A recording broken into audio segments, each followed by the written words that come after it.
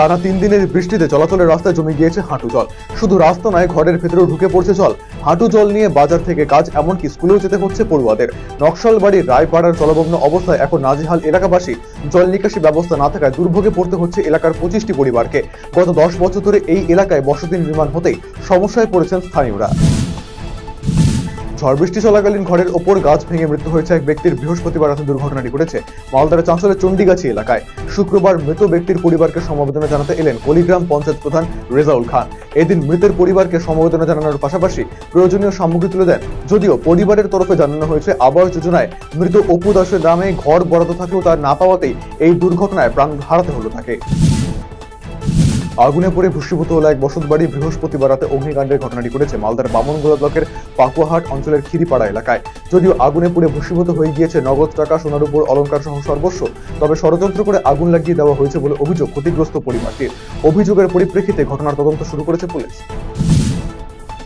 কেন্দ্রীয় আধা সামরিক বাহিনীতে ইন্টারভিউ দিতে আসা ভিন রাজ্যের যুবকদের ভয় দেখিয়ে তাড়িয়ে দেওয়ার অভিযোগে গ্রেফতার বাংলা পক্ষের নেতা রচন ভট্টাচার্য এবং গিরিধারী রায়।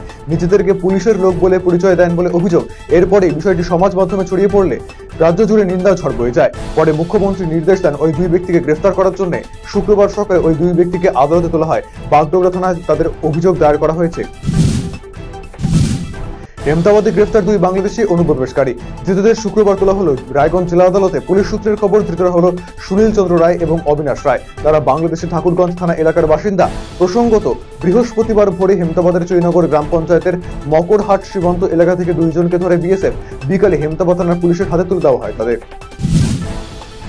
পুজোর মুখে চারিদিকে যখন উৎসবের আবহ, তখন আকাশের মুখ যেন ভার। প্রায় 3 দিন ধরেই চলছে লাগাতার বৃষ্টি। গভীর নিম্নচাপের জেরে বর্ষণে ভাসছে রায়গঞ্জ শহর। প্রায় বিপর্যস্ত জনজীবন। এদিকে এই ভারী থেকে অতি ভারী বৃষ্টিপাতের জেরে রায়গঞ্জ শহরের একাধিক ওয়ার্ডে জমছে হাঁটু জল। রাস্তা থেকে শুরু করে বাড়ির উঠোন কিংবা বারান্দায় জল উঠে এসেছে।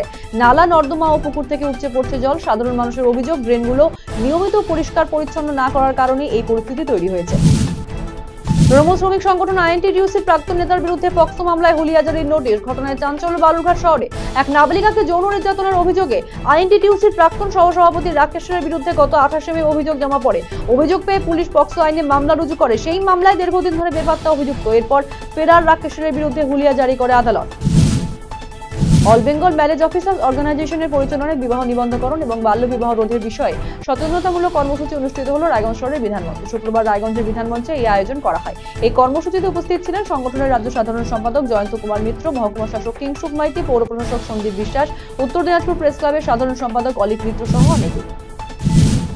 বর্ষার সুযোগ নিয়ে রাতের অন্ধকারে মহিষ পাচার করার সময় বিএসএফ এর হাতে আটক দুই বাংলাদেশি পাচারকারী।